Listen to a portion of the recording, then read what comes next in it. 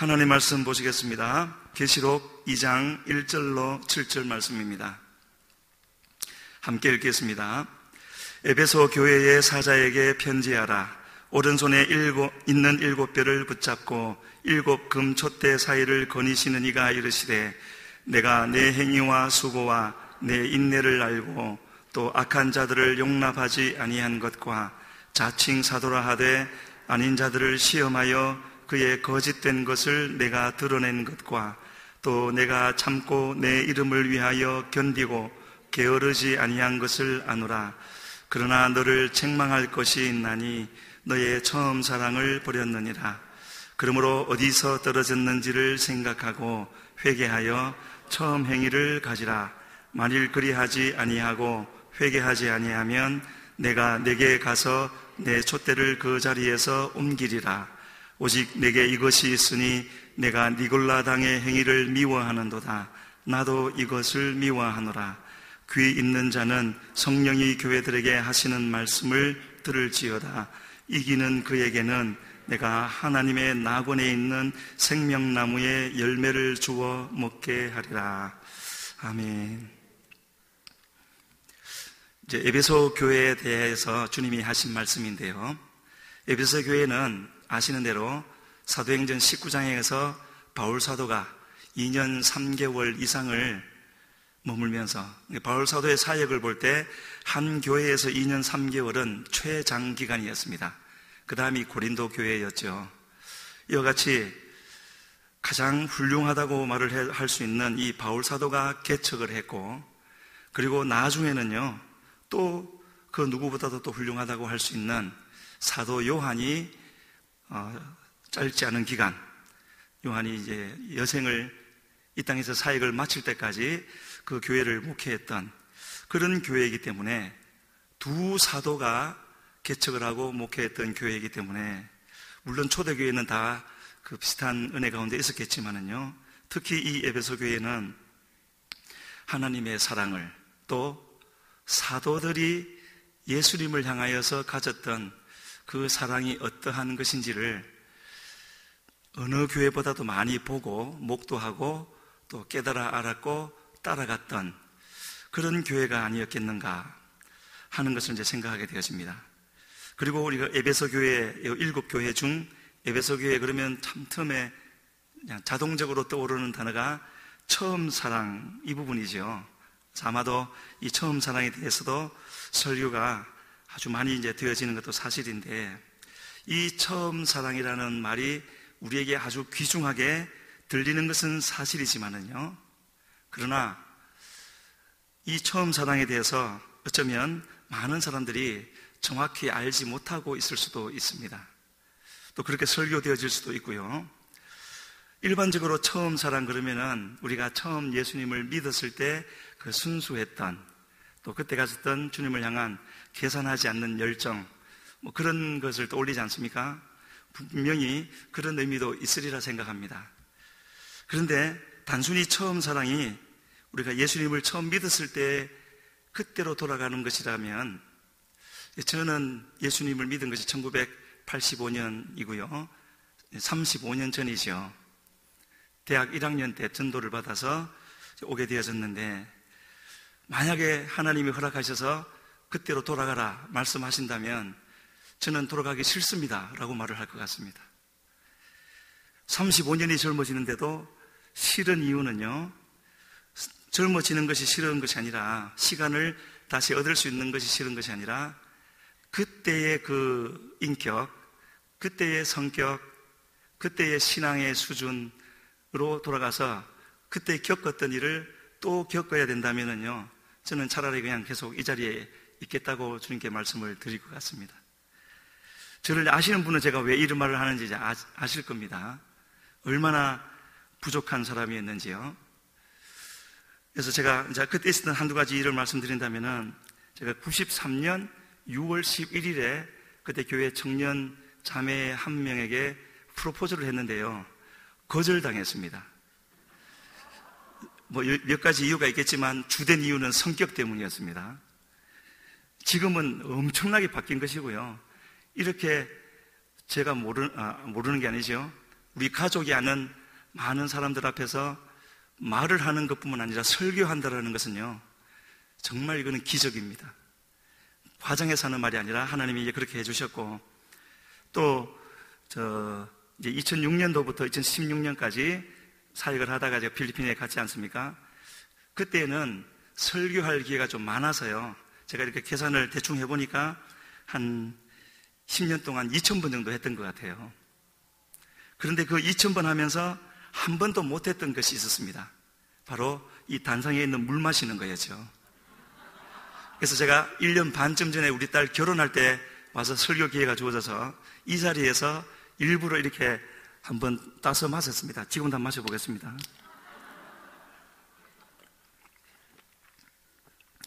그 10년 동안 한 2,000번 설교하면서요, 이게 뭐 대단한 거라고 어떤 때 입이 바짝바짝 타는데도 물 안 마시고 그랬거든요.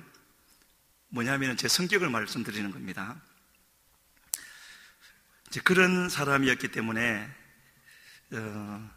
그때로 돌아가고 싶지 않고요. 그때 제 프로포즈를 거절했던 그 자매는 지금 저 비전센터 6층에 살고 있습니다.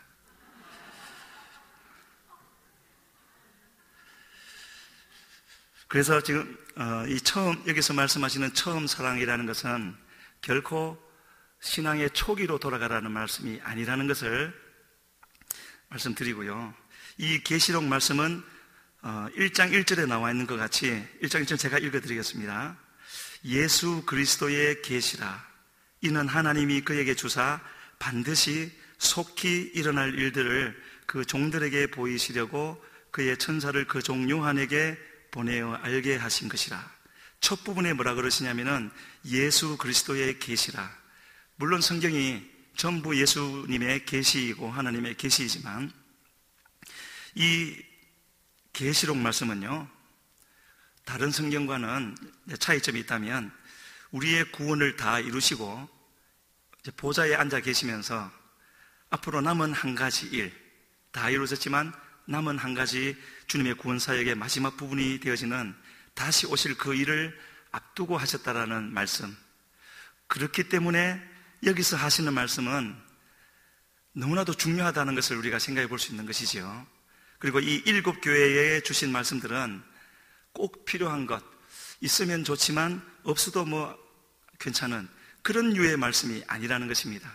반드시 그 교회에 이루어져야 할 일을 말씀하시고 있고, 이 7 교회의 말씀을 살펴보시면 아시겠지만은요, 꼭 개인적으로 그렇게 한번 해보시길 바랍니다. 이 7 교회가 있는데 칭찬만 있는 교회가 있고 책망만 있는 교회가 있고, 라오디게아, 스무나, 빌라델비아. 그리고 나머지 4개는 칭찬과 책망이 함께 있죠. 이 칭찬과 책망은요, 지금까지 있었던 일, 과거부터 지금까지 있었던 일에 대해서 칭찬도 하시고 책망도 하시는 겁니다.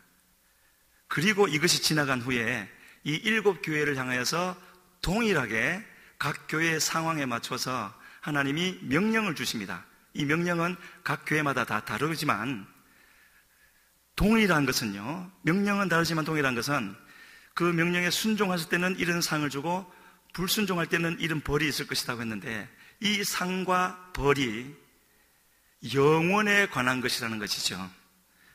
이 에베소 교회에는 어떤 것을 주셨습니까? 순종하면은 7절에 나와 있듯이 생명나무의 열매를 주어 먹게 하리라. 영원한 생명에 관한 것이죠. 근데 불순종하면 뭐라고 했느냐면은 내 촛대를 옮겨 버리시겠다고요. 이것도 우리에게 있어서는 안 되는 일이 아니겠습니까? 7 교회에 주신 말씀이 다 이와 같은 말씀들입니다.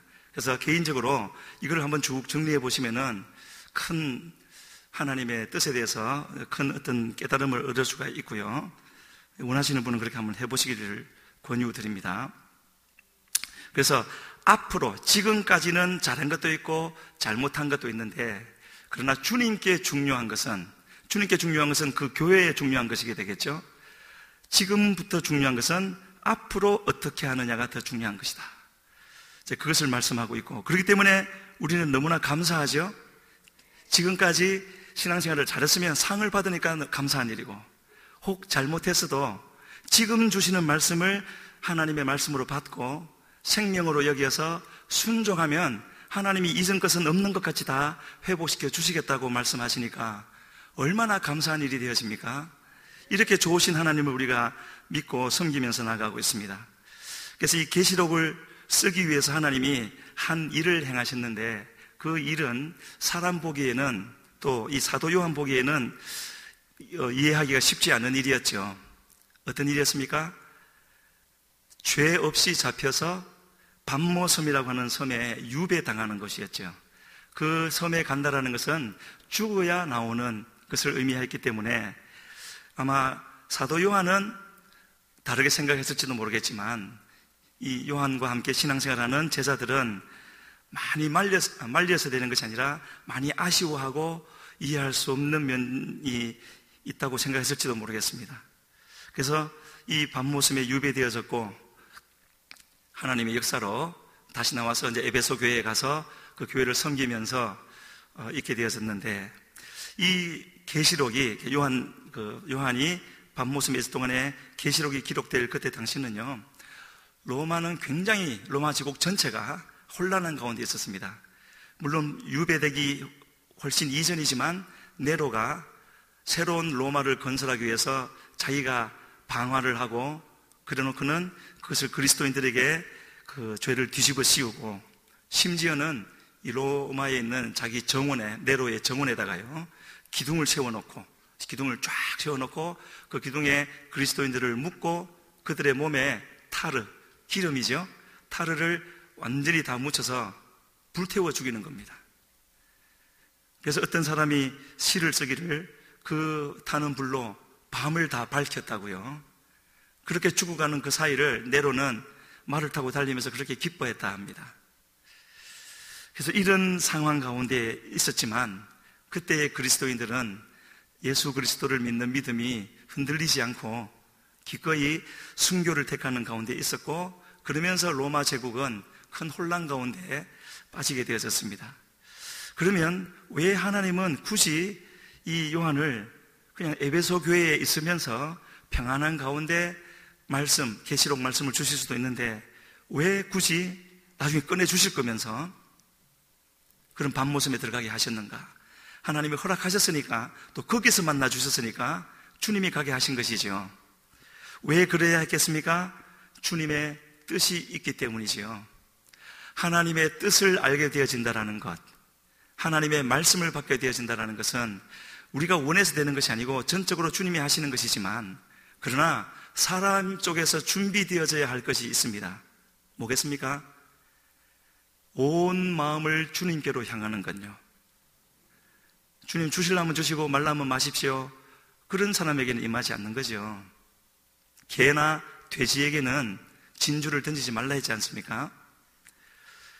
그래서 주님은 이미 그때 당시 누구보다도 주님을 사랑하고 주님 따르기를 소원하는 요한이었겠지만, 그러나 조금 남은 한 부분이라도 온전히 주님께로만 향하기를 원하시기 때문에 다른 모든 사역에서도 이 요한을 단절시키시고, 주님 바라보는 것 외에는 아무것도 할 수 없는 이 밤모섬에다가 넣어놓으시고 거기서 만나주셨던 것이고, 이 귀한 계시록이라는 책을 쓰게 하셨던 것이지요.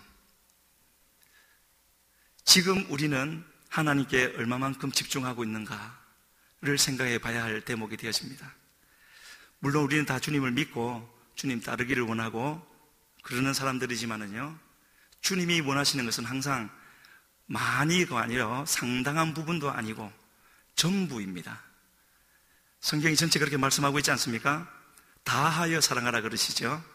그래서 지금도 주님이 우리에게 말씀하실 텐데, 그 말씀을 들을 수 있다면 바로 내 마음을 다하여서 나를 사랑하라.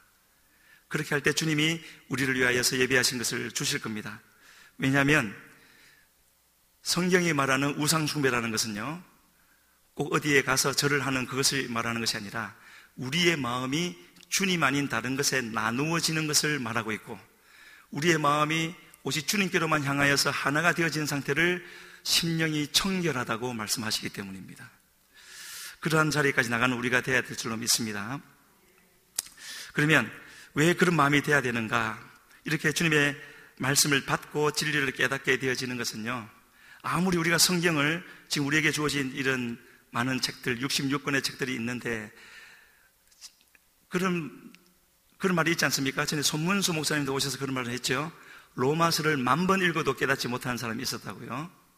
제가 들어본 바로는 구약을 히브리어로 1000번 읽고 신약을 헬라어로 1000번 읽었는데 결론은 예수 믿지 않기로 했다고, 그런 사람도 있었습니다. 왜 그렇습니까? 그만큼 연구하고 하는데도 왜 그럴까요?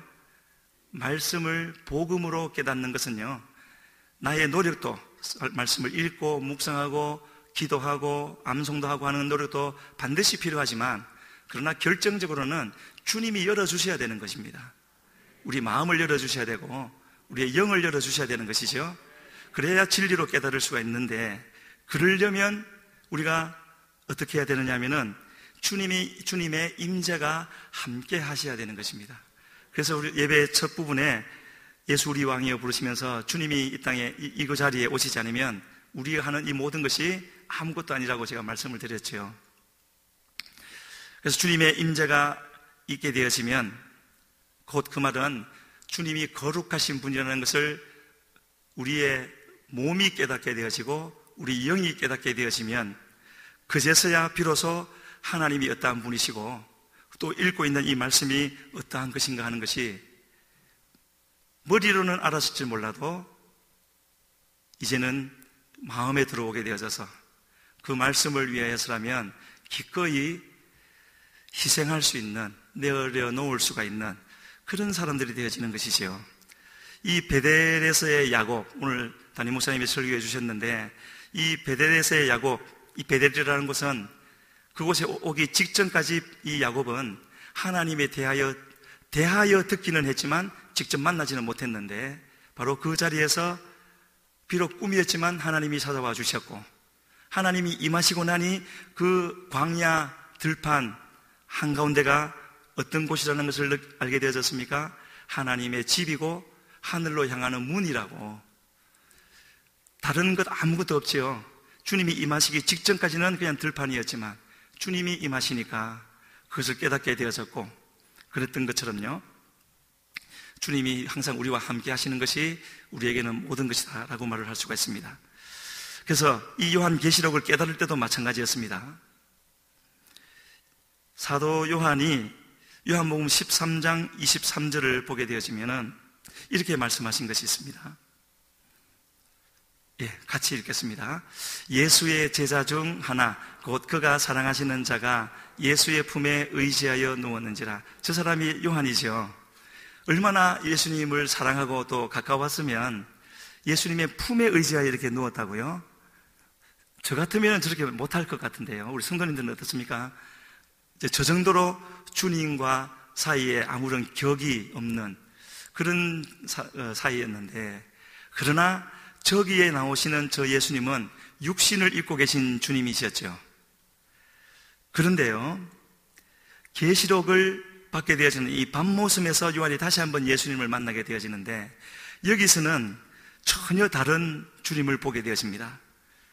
놀라운 거룩함을 입으신 주님인데요, 계시록 1장 14절로 16절에서 이렇게 말씀을 하고 있습니다. 같이 한번 읽으시겠습니다. 그의 머리와 털의 희기가 흰 양털 같고 눈 같으며 그의 눈은 불꽃 같고 그의 발은 풀무불에 단련한 빛난 주석 같고 그의 음성은 많은 물소리와 같으며 그의 오른손에 7 별이 있고 그의 입에서 좌우에 날선 검이 나오고 그 얼굴은 해가 힘있게 비치는 것 같더라. 글자로는 저렇게 되어져 있지만은요, 다 알 수 없지만 말로 형용할 수 없는 그 주님을 인간의 언어로 표현하다 보니까 저렇게 되어진 것이죠. 저 말을 한마디로 표현하면은 그냥 놀라우도록 그 앞에 설 수 없을 정도로 거룩하신 주님, 요한복음 13장 23절과는 비교할 수 없는 그런 주님을 만나게 되어졌고, 그 거룩함이 얼마나 압도적이었는지 바로 그 다음 절에 되어지는 1장 17절에서 이렇게 말씀하고 있습니다. 내가 볼 때에 그 발 앞에 엎드러져 죽은 자같이 되매. 그 주님 앞에 서니까요, 설 수가 없어서 엎드러져 죽은 자같이 되었다고요. 저런 기록들이 성경에 많이 있죠. 다니엘서 10장 8절로 9절 제가 한번 읽어드리겠습니다. 이 큰 이상을 볼 때에 내 몸에 힘이 빠졌고 나의 아름다운 빛이 변하여 썩은 듯 하였고, 나의 아름다운 빛이, 인간에게 아름다운 빛이 있었겠습니까마는 표현이 그런 것이죠. 그래도 괜찮은 사람이었는데 주님 앞에 서니까 그 빛이 변하여 썩은 듯 하게 되어졌다고요. 이것이 주님의 임재 가운데 있을 때와 그렇지 않을 때에 우리에게 일어나는 차이가 되어지는 것이죠. 썩은 듯 했다고 했지만 이것은 결코 잘못되어서 그런 것이 아니라 우리의 실체를 알게 되어지는 것이고, 그것이 바로 주님과 우리 사이에 질서를 바로잡는 것이죠. 우리는 그럴 의도가 전혀 없지만 때로는 주님과 동등한 자리에 서서 그냥 내 마음대로 해버리고 그러지 않습니까? 그런 자리에 있어서는 주님의 뜻을 깨달을 수도 없고 또 주님이 붙잡고 쓰실 수도 없는 것이지요. 그래서 이와 같이 함께 하셔서 우리의 마땅히 있어야 할 그 자리로 다시 돌아가게 해주시는 주님이 너무나 감사한 것입니다.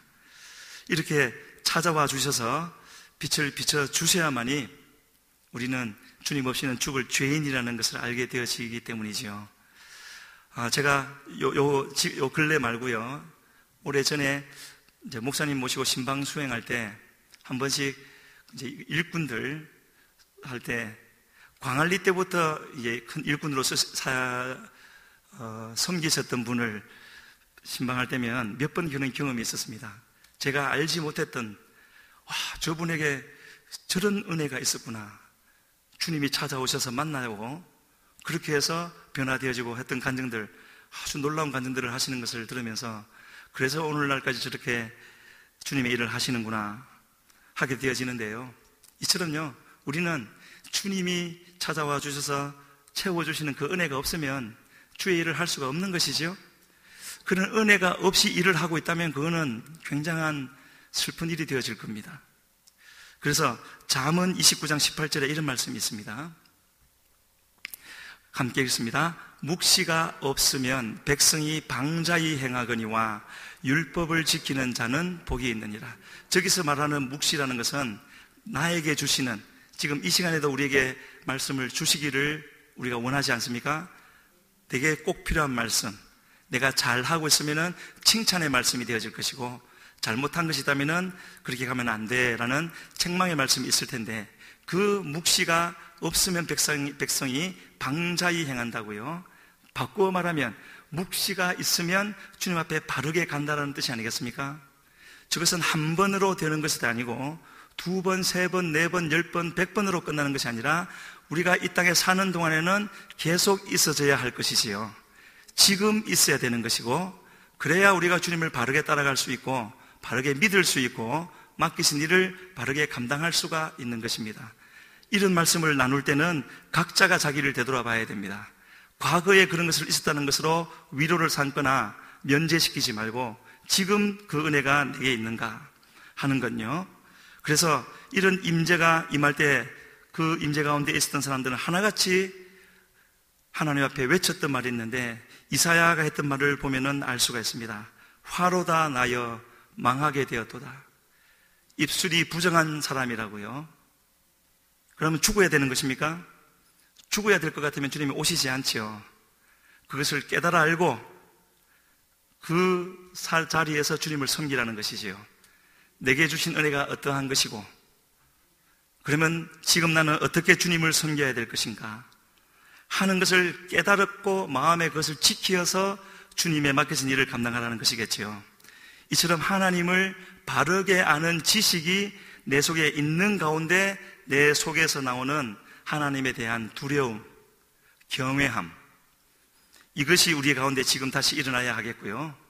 그런 경외함이 우리 가운데 있게 되어질 때 하나님은 반드시 임하여 주시고 우리를 기뻐해 주시고 우리에게 필요한 은혜를 베풀어 주셔서 우리가 그렇게도 자주 말하는 부흥이라는 것요, 숫자 부흥 이전에 우리의 마음이 다시 일어나게 되어지는 그런 은혜를 베풀어 주실 줄로 믿습니다. 주님과 친밀하다고 말을 하면서 그것을 빙자해가지고 무례하게 행하면 안 되겠지요? 우리가 주님께로 가야 되는 것이지 주님을 우리 수준으로 끌어내려서 내가 하고 싶은 것 마음대로 다 하면서 나는 주님과 가까우니까 이렇게 해도 돼. 그런 어리석고 무서운 일을 결코 우리는 저질러서는 안 되는 것입니다. 왜 이런 일을 하는 사람들이 있겠습니까? 왜냐하면 아직도 이런 주님의 어미하신 거룩하심을 한 번도 만난 적이 없거나 이전에 있었지만 그것이 너무 오래 전이어서 이제 더 이상 나에게 그런 선한 영향력을 끼치지 못하는 상태가 되어졌기 때문에 그렇게 되리라 생각하게 되었습니다. 그래서 이와 같이 우리는 주님의 임재 가운데 들어가게 되어지면 무엇보다도 가장 먼저 깨닫게 되어지는 것이 우리가 주님을 사랑하긴 하지만 그 사랑함이 얼마나 부족한가 하는 것을 이제 깨닫게 되어질 것이고요. 그래서 이 에베소 교회를 찾아오신 주님이신데 이 에베소 교회는요, 주님께서 말씀하신 대로 칭찬할 것이 아주 많은 교회였습니다. 우리가 읽었지 않습니까? 죄에 대해서는 단호하게 대처했고요. 그릇된 것, 거짓 선지자들이 있으면 말씀에 비추어서 이거는 거짓이야 라고 이제 밝혀내기도 했고, 그리고 그들은 예수 그리스도를 자기들의 주로 믿는 그 믿음을 포기할 생각이 전혀 없었습니다. 무슨 일이 있어도 주님을 믿기를 원하는 그런 사람들이었지만 그렇게 훌륭한 신앙을 가진 그들이었다 할지라도 심령을 살피시는 주님 눈에는 책망할 것이 있었죠. 그 책망할 것이 무엇이었습니까? 처음 사랑을 버린 것이라고요. 주님이 이 처음 사랑 버린 것을 얼마만큼 심각하게 생각하셨을까 하는 것 아까도 말씀드렸습니다. 뭐라고 말씀하셨죠? 회개하고 돌이키지 않으면 이 교회에 주셨던, 에베소 교회에 주셨던 하나님의 기름 부으심을 제하여 버리겠다고요. 촛대를 옮기신다는 말씀이 그 말씀이지요. 만약에 교회에서 성령의 기름 부으심이 제하여지면 어떻게 되겠습니까? 그거는 상상하기도 싫은 일이지요. 지옥의 본질은요, 뭐 풀풀 끓는 불이 있고 뱀이 있고 벌레가, 물론 그런 것이 있겠지만은요, 본질은 주님의 임재가 손끝만큼도 없는 것을 말합니다. 주님의 임재가 없는 상태, 그것이 꼭 지옥에 가지 않더라도 이 땅에서도 우리가 겪을 수 있는 것이지만 겪어서는 안 되겠죠. 때로 주님은 우리로 돌이키게 하기 위해서 한 발짝 뒤로 물러나셔서, 물론 지켜주고 계시지만 주님이 물러나서 계신, 마치 역대하 32장에 히스기야에게 그렇게 하셨던 것처럼요. 그래서 이 처음 사랑을 잃어버렸다는 말은 성경 전체에서 우리가 잘못 알고 있는 그런 이제 구절 중에 하나가 되어지는데, 지금 주님께서 처음 사랑을 잃어버렸으니까 어디서 떨어졌는지를 돌이키고 다시 돌아오라고 말씀하시는데, 어디로 가라는 말씀인가? 어디로 가야, 과거 어느 지점으로 가야 처음 사랑을 회복할 것인가 하는 것을 이제 우리가 생각해 볼 때, 우리가 그러지 않습니까? 종종 초대교회로 돌아갑시다. 정말 그랬으면 좋겠고요. 초대교회 그 놀라운 그 현장으로 갔으면 좋겠는데, 그렇게 초대교회로 돌아가자라고 말을 할 때 우리의 마음속은 아마도 공통적으로 초대교회에 있었던 그런 성령의 역사를 생각하고 기대하고 사모하면서 그때로 돌아가자 할 것 같습니다. 물론 그것도 우리에게 너무나 필요한 부분이긴 하지만은요, 초대교회 성도들이 하나님 앞에 가졌던 것 중에 더 귀중한 것은 그런 성령의 나타나심, 성령의 능력의 나타나심이라기보다는 바로 늘 주님을 생각하고 주님을 기억하고, 그리고 내가 살아가는 날 동안에 다시 주님이 오셔서 나를 데려가실 것이다. 실제로 그렇지 않았지 않습니까? 그때로부터 2000년이 지났지만 주님 아직 오지 않으셨지만 대대로 하나님 앞에 바른 신앙을 가졌던 사람들은 오늘날도 그렇겠지요. 내가 살아갈 동안에 어느 날 다시 주님이 오실 것인데 그 주님을 맞이할 준비를 하면서 하루하루 살아가는 것, 다른 허튼 짓 하지 아니하고 주님 맞이할 준비를 하는 것, 그것이 초대교회 성도들에게는 가장 귀중한 것이었고, 만약 우리도 초대교회로 돌아갑시다라고 외친다면 그것부터 회복해야 될 줄로 믿습니다. 그렇게 주님 다시 오실 것을 마음속에 가장 중요한 것으로 여기시면서 살고 계십니까? 그렇게 하실 수 있는 우리 모두가 되기를 주님 앞에 간절히 소원합니다. 그것은 다른 것이 아니라 주님 오시옵소서 그렇게 하는 것이 아니라 우리의 주어지는, 내일도 또 한 주간에 주어질 것이고 월요일 하루가 주어질 텐데 많은 일들이 찾아오지 않겠습니까? 많은 사람들을 만날 것이고요, 많은 선택의 순간들이 있을 텐데, 그런 우리의 삶, 일상 삶 속에서 어떻게 하는 것이 주님과 연합하는 것인가 하는 것을 생각하면서, 늘 그렇게 주님을 선택할 수는 없겠지만 그러나 늘 그것을 마음에 두고 그렇게 하기를 또 기도하고요,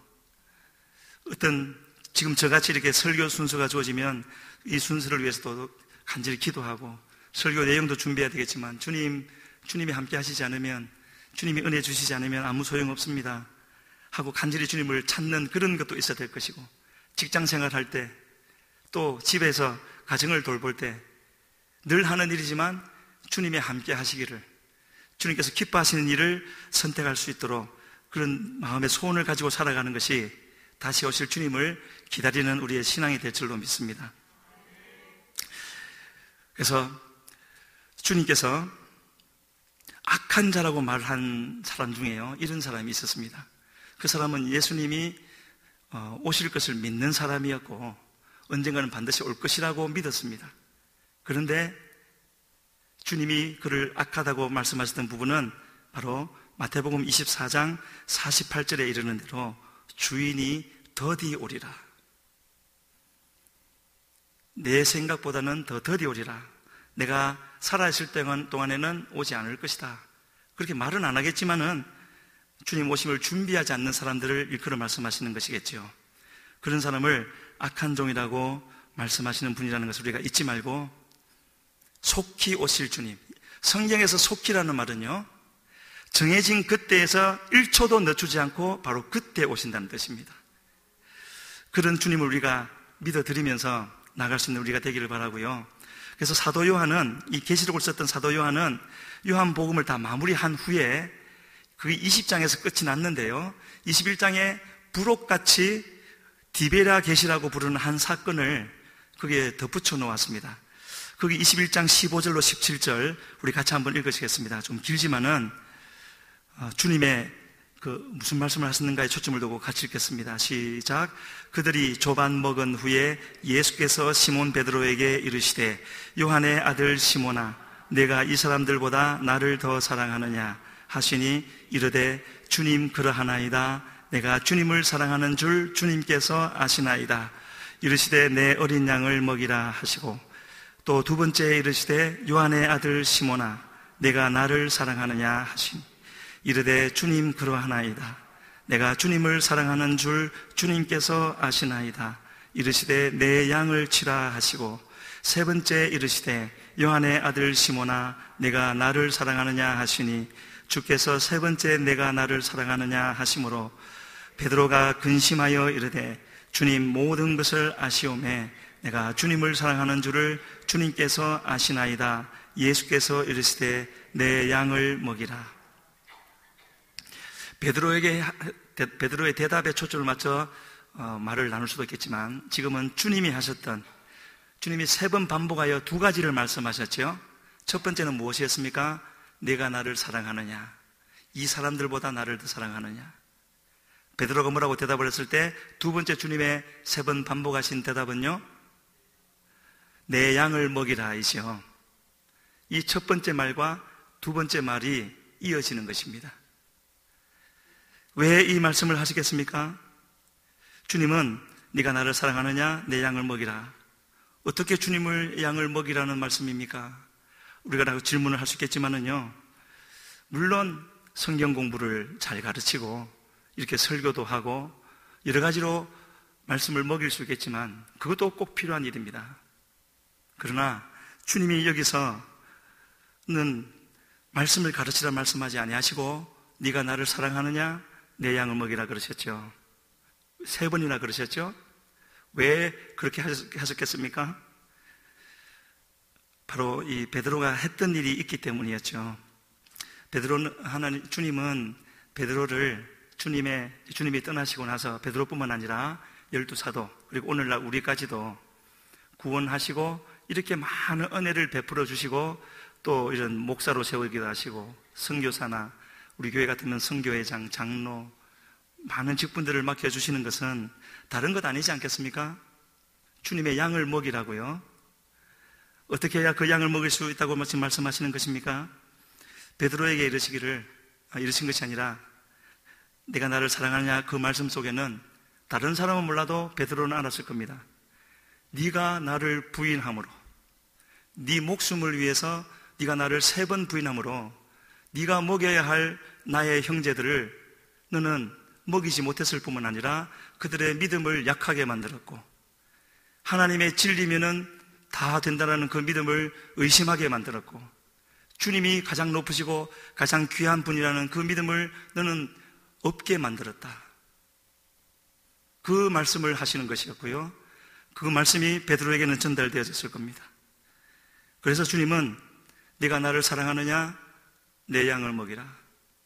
이제부터, 이전까지는 그러하였다 할지라도 지금부터 네가 나를 사랑하되 가장 사랑해야 할 대상으로 알고 주님께 최우선순위를 두고 그 어떤 것과도 주님을 바꾸지 않으면서 사랑하게 되어지면 너에게 맡겨진 나의 양들은 너의 나에 대한 사랑으로 말미암아 필요한 꼴을 얻게 될 것이고, 주님에 대한 소망을 갖게 될 것이고, 주님에 대한 갈급함도 채우게 되어져서 죽이려고 달려드는 이 사단의 핍박과 환난 가운데서도 흔들리지 않고 끝까지 달려가게 될 것이다. 그 말씀을 하시는 것이죠.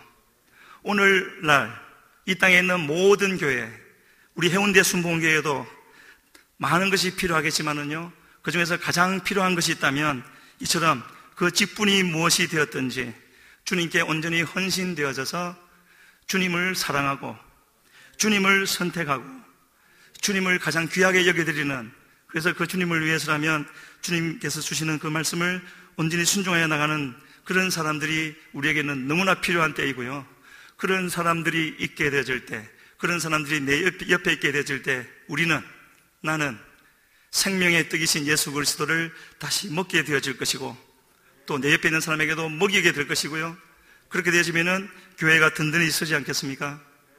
우리가 간절히 바라는 것은 무엇입니까? 무언가를 내 뜻대로 더 이루고 내가 좀 더 잘되고 내가 원하는 것을 하고 그런 것 원하십니까? 주님이 축복하시면 그런 것을 받을 수도 있겠지요. 그러나 대부분 주님을 사랑하는 분은 그럴 겁니다. 그런 것보다는 주님, 어떠한 일이 있다 할지라도 나는 주님 안에 있기를 원하고, 많은 것을 잃어버린다 할지라도 주님이 주시는 평안이 내 안에 있으면 나는 감사할 수가 있고, 그 주님을 기꺼이 선택하면서 혹 핍박이 찾아오고 환난이 찾아온다 할지라도 주님이 나에게 평안을 주시면 그것으로 인하여 얼마든지 견딜 수가 있고 인내할 수 있고, 주님이 내게 맡겨주시는 영혼들에게 하나님의 양식을 먹이면서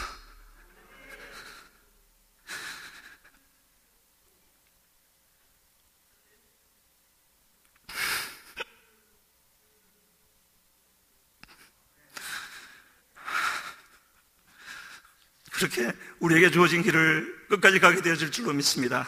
그런 은혜가 우리 해운대 순복음교회에 속한 모든 성도님들에게 한 사람도 빠짐없이 다 임하게 되어져서 주님만을 높여드리며 주님만을 섬기면서 나갈 수 있는 그런 우리 모두가 되기를 주님 앞에 간절히 소원합니다. 우리 주여 한번 부르시고, 주님 내게 말씀하여 주시어서 나로 주님 앞에 주인인 것을 깨달아 알게 하여 주시옵소서. 어떤 일이 있어도 교만하지 않게 하여 주시고 방자히 행하지 않게 하여 주시고 주님만을 사랑하며 나가게 하여 주시어서 주님의 함께하심을 얻게 하여 주시옵소서. 주여 부르시고 기도하며 나아갑니다. 주여, 살아계신 아버지 하나님, 살아계신 나의 아버지 하나님, 주여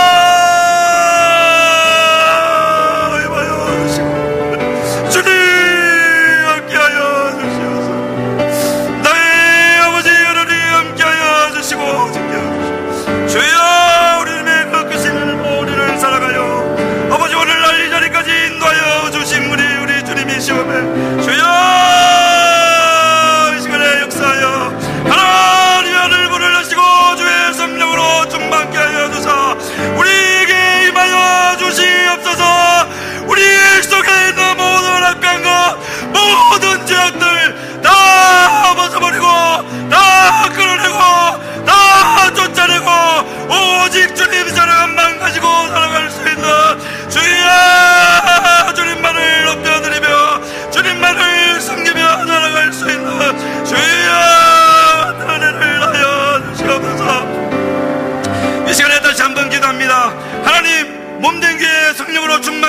부으시고 세우신 목사님에게 더욱더 능력과 은혜와 아버지의 성령으로 충만케 하여 주시옵소서.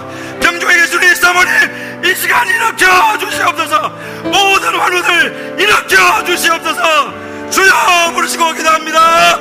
주여 살아계신 아버지 하나님, 주여 주의 성령으로 우리 주님의 성령으로 아버지 능력과 권능으로 임하여 하나님이여 채워주옵소서.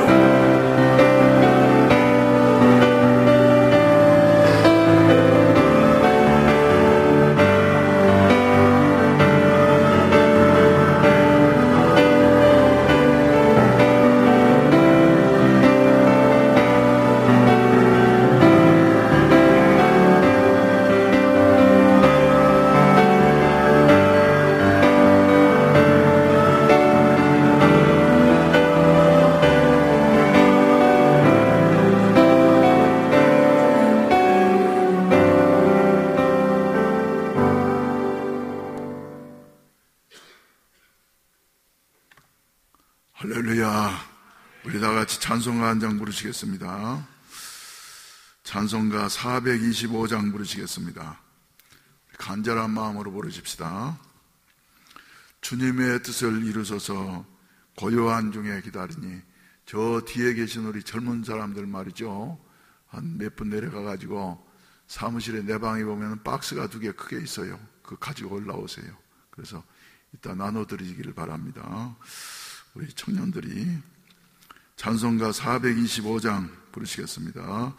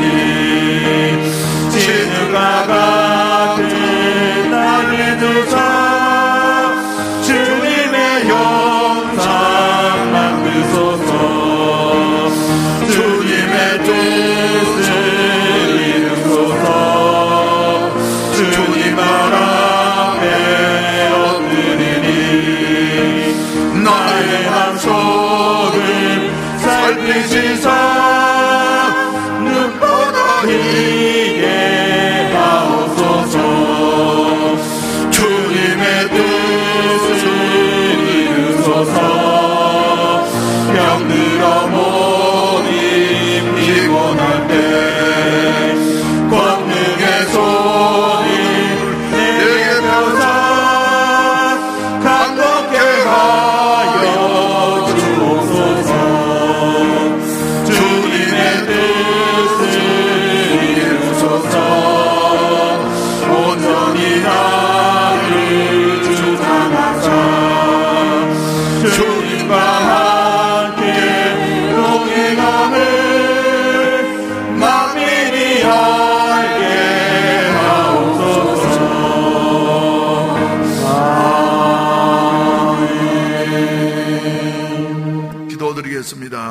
자비하신 우리 아버지 하나님, 창궐하고 있는 코로나 가운데 있어도 우리 한국을 지켜주시고 우리 교회를 지켜주시고 우리 성도들을 지켜주시니 감사합니다. 악한 세력이 일절 틈타지 못하도록 주님께서 지어 마칠 때까지 지켜주시옵시고, 이제는 주여 5월부터는 저희들이 정상적으로 이렇게 활동하려고 하는데 주여 주의 성령께서 같이 하시어서 모든 어려움을 극복하고서 하나님의 뜻만을 이룰 수 있느냐 하여튼 주님의 종들이 되게 하여 주시옵소서. 처음 사랑을 잃지 않게 하여 주시옵시고 처음 사랑을 회복할 수 있게 하여 주시옵소서. 주님이 맡겨주신 모든 사명을 온전히 감당케 하여 주시옵소서. 이 시간에도 주님의 은혜에 감사해서 정성스러운 헌금을 드린 손길들이 있습니다. 기억하시옵시고 축복해 주시옵소서.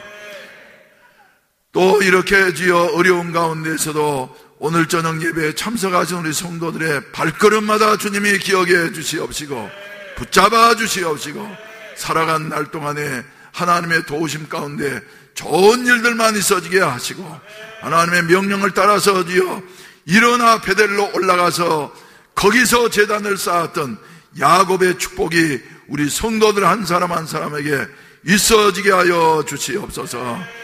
예수님의 이름으로 축복하며 기도하옵나이다. 아멘. 할렐루야. 살다 보면 별일이 다 있습니다. 왜요? 영화를 찍는데요, 영화를 찍으려고 하는데 우리 교회에서 찍는 게 아니고 앞에 있는 사진관에서 찍는데 말이죠, 그 실무자가 내려와가지고 몇 번 나를 만나려고 말이죠 이런다 그래서 마침내 그젠가 만났어요. 그러죠.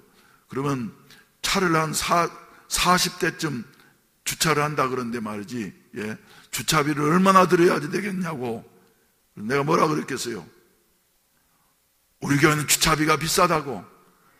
그래서 보통 비싸다고 말이죠. 그래서 우리는 돈으로 안 받는다고. 그래서 예, 그랬어요.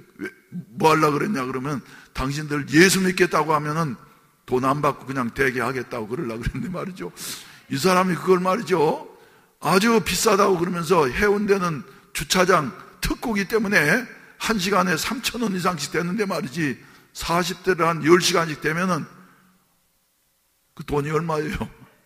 그러면서 비싸다고 그랬더니 말이죠. 그래서 예수 믿으라고 이제 전도하려고 그랬더니 말이죠, 이 사람이 조금 그러면서 예, 얼마나 또 잘생겼는지 말이죠. 그래서 나중에 보니까 탤런트들도 말이죠 아주 1급 탤런트들이 온답니다. 그렇죠? 이건 또 무슨 이상한 영화가 돼가지고 야외에서 찍는 게 아니라 요 앞에 있는 무슨 사진관 안에서 찍는 영화래요. 그렇죠? 그러더니 오늘 아침에 제가 이제 교회를 나와보니까 금 박스를 2개를 갖다 놨어요. 그래서 보니까 거기에서 이제 예, 이번 영화 촬영하는데 협조해 주신 분들에 대해서 감사합니다 그러면서 기념품으로 수건을 갖다 놨는데 말이죠, 보니까 한 박스에 50개씩 들었어요. 그래서 이걸 어떻게 나눠드려야만이 가장 공평하게 나눌 수가 있겠는가, 내가 어떻게 나눠야지 되겠어요? 오늘 저녁에 나오신 분들한테 드려야지 되겠다. 그래서 내가 뒤에서 세어보니까 몇 분쯤 됐냐 그런 말이죠, 77명쯤 돼. 그래서 애들까지도 다, 주위까지도 다 주세요. 나온 사람은 다 애들 제껴놓지 말고 애들까지도 다 줘가지고 말이죠 20개는 남아가지고 내 방에 남아야지 됩니다. 또 훈련이에요. 그래서 안 온 사람 것 말이죠, 예, 이건 또 갖다 줘야지 하면은 모자라 버립니다. 그러니까 절대로 자기만 갖고 가세요. 이것도 훈련입니다. 아시겠습니까? 그래가지고 말이죠, 영화는 어떤 영화냐? 수건을 펼쳐보면 거기에 이름이 나와 있어. 영화 제목이 나와 있어요. 그래서 살다 보면 이런 일도 있는데 말이죠. 그래서 여러분들은, 나오신 분들은 꼭 한 분도 빠짐없이 애까지, 주의까지 다, 배주의까지 다 갖고 가고 말이죠. 그리고 안 온 사람들 건 절대로 갖다 주려고 하지 마세요. 아시겠습니까? 예. 그리고 그 다음에 우리가 이러한 때에 낮에도 말씀드렸습니다만은 우리가 이제 5월부터는 예배를 회복해야만이 될 줄로 믿습니다. 예배를, 그래서 베델로 올라가서 거기서 제단을 쌓으라 말씀하셨던 주님께서 말이죠, 너희들 지금 무너져가고 있는 한국교회 예배를 회복하라 이렇게 말씀하셨는데, 예배를 말이죠, 열심히 이전보다 더 처음 사랑을 회복했던 에베소 교회처럼 말이죠, 우리 더 예배에 대한 간절함과 그 절실함을 가지고서 말이죠, 예배를 회복할 수 있는 같은 은혜가 있어지기를 주의 이름으로 축원을 드립니다. 당분간은 코로나가 완전히 진정될 때까지는 말이죠, 본당에서 새벽 기도도 드리도록 하겠습니다. 물론 토요일과 주일날은 우리 은혜홀에서, 지하 은혜홀에서 드리지만 말이죠, 코로나가 이제 완전히 멈출 때까지는 우리 새벽 기도 본당에서 드릴 테니까 여러분들이 참석하셔서 반드시 거리를 띄우고 말이죠, 새벽 기도 때는 3m 내지 5m 우리 교회 띄워도 말이죠, 넉넉하니까 그렇게 아주 띄엄띄엄 좀 앉으셔가지고 말이죠, 보기 좋게 이렇게 앉으셔서 예배를 드리고 기도에 힘쓰는 성도들이 되시기를 주의 이름으로 축원을 드립니다. 축원을 드립니다. 할렐루야. 우리 그럼 다 같이 기립하셔서 찬송가 586장 힘차게 부르시고 난 다음에 우리 동성으로 기도하셔서 자유롭게 하시겠습니다.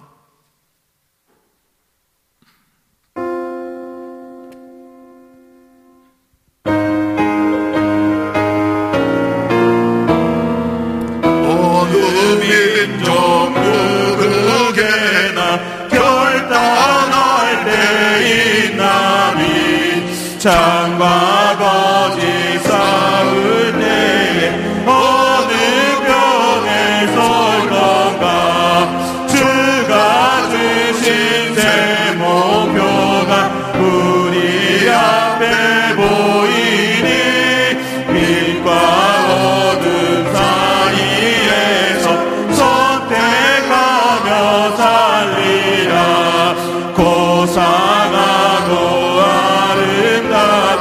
진리 편에 서리니 진리 위에 억압받고 명예를 잃어도 비겁한 자 불러서나 용감한 자 굳세게 낙심한 자 돌아오는 그날까지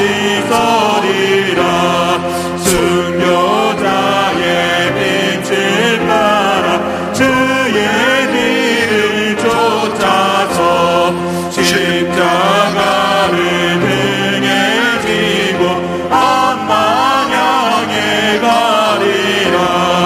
새 시대는 새 사명을 우리에게 주나니 진리 따라 사는 자는 전진하리 언제나.